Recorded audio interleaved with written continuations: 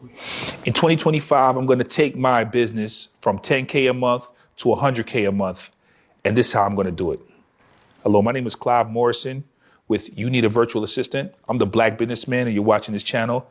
And I've run businesses before, have a cleaning business that I've done. And now we started a virtual assistant business. And in the past year, we've taken it to 10K. We've got over the major hurdles, which are how do you start a business and grow it? So now we're looking back and saying, okay, what do we need to do to take it to 100K? From 2024 to 2025, what are the strategies we're going to use? Now, in this video here, I'm going to talk about all the strategies and what we're going to do and how we're going to implement them. But before I get into that, I want to tell you a little bit about my story. See, I did 20 years in prison. And during that time, I had to go through a lot of things, becoming more disciplined, going through the hard school. And then when you come out, not being prepared for the world, you're behind. People had phones, people had new TVs, computer. There was all kinds of things that were going on that I wasn't even prepared for. But I put my head down and I believe that my discipline helped me out a lot. Able to start a business with my mother, Sonia's Clean Sweep, which is still in existence today. I always tell people you can go hire a cleaning company. You can go hire a cleaning from them right now. And then having success from that, we came to the next part where I just started You Need a Virtual Assistant, co-founded with my partner, Tahambra. Getting into this, what are we actually going to do in taking the steps? So I have 7 steps that I'm going to talk about in this video right here. Let me start from step 1. The first thing we're going to do to take our business to 100K is to focus on our ideal client. Running from 0 to 10K, we were just looking for anybody who would buy our services. We wanted to be a VA for anybody who would take on our business, right? Because we wanted to make money. We wanted to bring in cash. But doing that, we actually attracted some of the wrong clients. And when I say wrong clients, they just weren't in the part where they weren't a fit for our business. So we were able to boil down who our ideal client is. And I see that a lot of people make that mistake.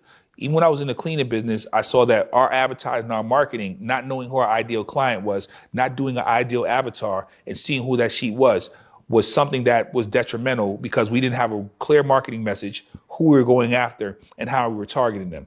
We didn't know what platforms to go after. So as we learned that over time, I was able to learn that a lot quicker in this. So who's our ideal client? People who are making 20 to 50K a month, right? And they have a business. They already have a proven product. They're already making sales.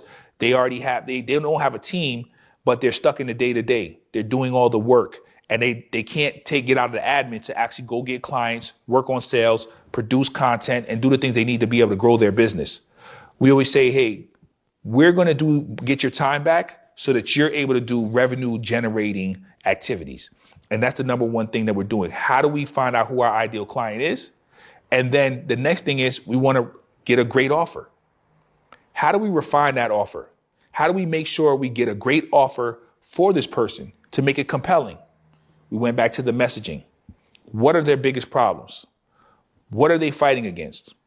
And how do we show them that we can bring them value? Of course, we have client testimonials that we've gotten because we produce results. We also made sure we went back over the wording, over the messaging. And this is not a done thing. Refining the offer is something that we got to continually do. As we continually have conversations with our clients, learning what their problems are, learning what their fears are, learning what they want to accomplish, learning what they want to understand. And through that, we can refine our product and make it better and deliver a better service. So we're going to continue to refine the offer. And that's what we've been working on to make it a great offer. Down below, we have a link to our actual document, our offer document, and you can check that out so you can see what our offer looks like. Number 3, we want to get that offer in front of as many people as possible, because if nobody knows about you, how are you going to make sales, right? So we're on a lot of platforms right now. LinkedIn. We're doing LinkedIn reach outs to make sure that we connect with our ideal clients, sending up messages, posting content, making sure that we show that we're valuable and letting people know that we have this service for offer. Instagram, reaching out to people who are our ideal client, connecting with them, sending them messages, posting content, stories, reels on our Instagram. YouTube, producing content on YouTube, making sure that we have content on there and that people can know that we know what we're talking about when we talk about email delegation, when we talk about calendar management, when we talk about task management, when we talk about processes. Those are the things that we need to do when we're talking to people on there. Number 4, is team building. If you don't have the right team, guess what? You're going to go down because you have to get these clients who they need. Whenever you go somewhere, people blame the store and not the team member. So if we have a bad VA, they're not going to blame it on the VA. They're going to blame it on us because we didn't do what we needed to do to train the VA, make sure the virtual assistant is in place, make sure the virtual assistant know what they're doing, make sure the virtual assistant has the capacity to serve this person and help them get out of the day-to-day and be able to make people feel like Superman or Superwoman. So that is what we have to do, is make sure we have the right team. That is on the front line. Then we also need a team to manage the VAs. Because of course I learned from my first business that you don't want to be stuck in the day-to-day. You want to start planning to make sure that you have a team in place so that you can work on the most important things, which is getting in front of people and selling your offer. We have a VA manager, somebody whose total job is to train the VAs, recruit the VAs, and make sure the VAs are doing what they're supposed to do. We have a project manager who makes sure all projects are going along across the board, making sure that the projects are being fulfilled and that we're conducting them, having the clients understand what we're doing for them and when we have our deliverables, right? So we want to make sure we have that. Operations manager, making sure that all the processes that we're doing are refined and keeping up to date. Team meetings, making sure everybody knows what the agenda is and that we're going on board day to day, allowing us, me and the founder, to be able to go forward and be freed up from our time. Number 5, process. People don't understand the importance of processes. Now we talk about the processes from the 6 systems: marketing, sales, client delivery, hiring, employee lifecycle, and operations. So I'm gonna go through each one of them. Marketing. How do people know about you? How do people find you? Where are you advertising at? So we try to optimize all them systems. And I just break it down very clearly. Marketing is getting people who you want to, and you're getting their information so you can start selling to them. How do I turn this cold traffic or people into people that I can get their information and start selling to them? And that leads into sales. So how do I turn up somebody who's a lead, which is marketing's job, converting somebody to a lead and turning that lead into a client? That goes through the sales process, newsletters, offers, sales calls, all of these things that now that you have them on your list and you can talk to them, how do you actually convert them? We always talk about the fast track, slow track. Fast track is somebody who calls in, and when they call in, they close right away. But we know that that's just a small percentage of people. So we don't really worry about the fast track. We know they're going to close, but we want to have the long term, the slow track, is where people who take 30, 60, 90 days, they want to watch your content. They want to see who you are. They want to investigate you, want to Google you, right? They want to see your emails. They want to have 3 or 4 sales calls. And these are the people that you have to build your system around, because this is going to be the majority of your clients, especially if you're selling something that's a little more high ticket. So that's what you want to think about. Client delivery. Once we made the sale, how do we deliver with excellence? And I think that a lot of times I've seen that people don't try to refine this process enough. I've seen it in myself where I didn't refine this process enough, where you want to be able to say, how do I make sure I'm delivering maximum value? And the one thing I always say is not even going above and beyond, but just delivering what you promised. Right? Right. A lot of times we think about, how do I go above and beyond? I'm like, let's just start with delivering what we promised. How do we make sure, how we deliver what we promised to people? And we're always trying to refine that process to make sure that we deliver what we promised. The next thing is hiring. Having our core values, knowing what we're about, making sure that we're hiring based on our values, based on our guiding principles, we call them. And then we want to make sure that we're seeing with these guiding principles that we're hiring people who are with those, who are somebody that they're like, oh yeah, I want to be with this company, having a great culture, because that is what we want.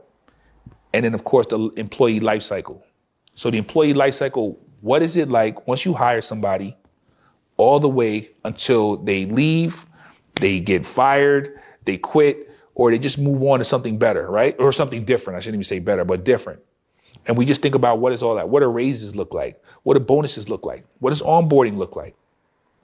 Those are all part of the client, the employee lifecycle system. And then, of course, we have operations, which we call the backbone of the business. Bookkeeping, accounting, legal, all the things, admin, day-to-day work. The people who are in the background who make sure the business is supported. All the things that need to be done that are very mundane, but if they don't happen, the business can't stand. So those are the 6 systems that we talk about, and we talk about having those processes dialed in and always trying to refine those processes and making sure that those processes go. Number 6, keep your finances disciplined, right? So what does that mean? That means that you'll be seeing more money, because once you start seeing more money, you get from 0 to 10K, you making money. We want to make sure that we are not saying, hey, we're going to increase our salaries. We're making more money, because we know that we're going to long term, we want to have a war chest. If we need to invest in the business, if we need to expand, if we have initiatives we want to take on, if there's some kind of, we always say, hey, if there's a gamble we want to do, we want to be able to have the resource to be able to do that. But that's hard to do when you start taking on extra money as the owner, as the founder, and you don't have anything in supply. You don't have anything in reserve. It doesn't matter how much you make, it's how much you keep. How much do you have access to? And then the other thing about business is once you have your business and you have money, then you can 10x that money through credit, through capital. So understanding that you want to keep your discipline on your finances is a very important thing. And I stress this because I see so many entrepreneurs, myself included, where we didn't adhere to this, where you would take something and you would not understand what you have to do to make sure that you're not wasting money or spending money too early. So make sure that you're disciplined, right, with your finances. And number 7, track, measure, improve. You want to track all your data. You want to measure that data, and you want to use that data to improve. So many people, they don't do any of it, but let's say you track. There's the 3 levels. People track it. They have all the data. They set up the analytics. They got the Google, they got the Pixel, they got Google Analytics on their website, but they don't use the data. Now they're not measuring. What's last month to this month? What's our improvement on our email open rate? And then once you measure that, how are you using that to improve?